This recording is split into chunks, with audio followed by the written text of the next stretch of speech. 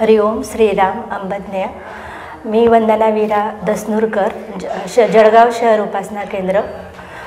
मी बापूंकडे 2001 पासून येत आहे। तेव्हापासून बापूंनी खूप अनुभव दिले। अनुभव तर आपल्याला पदोपदी येतच असतात, पण मी त्यातला एक अनुभव सांगते माझ्या मुलाचा।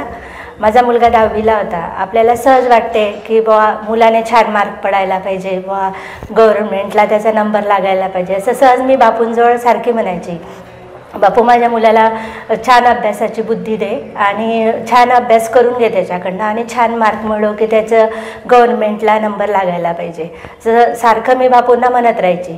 त्याचा 10वीला चांगल्या आपल्या जळगावचे प्रख्यात क्लासला होता तो, तर तिथे त्याचं परीक्षेच्या आधी पेपर होतो। परीक्षेच्या आधी पेपर झाल्यावर तिथे त्याचे मार्क वगैरे आले, तेव्हा त्यांनी सांगितलं की बाबा याला आता 65% पडले, पण आपण टप परीक्षा घेतो, पण त्याला 70-72% मार्क पडतील बोर्डाच्या याच्यामध्ये। मग मी एक समाधान केलं, आपण बापूंना सांगितलं आहे, बापू बरोबर करतील। मग त्याची बोर्डाची परीक्षा झाली। बोर्डाची परीक्षा झाल्यानंतर त्याचे मार्क आले, तर त्याला मार्क 84% पडले।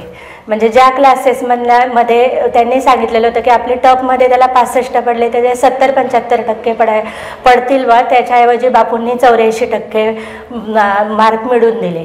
मग नंतर एक अपेक्षा होती की बा याचं गव्हर्नमेंटला नंबर लागायला पाहिजे, पण गव्हर्नमेंटचं कॉलेजचं मार्क त्यावेळेला 86ने क्लोज झालं।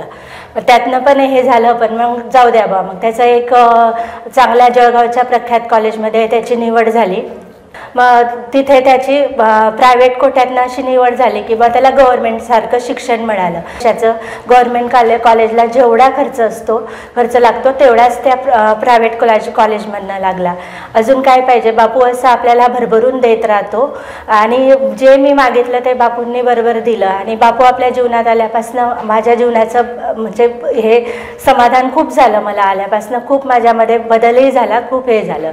श्रीराम अंबज्ञ नाथ सवी।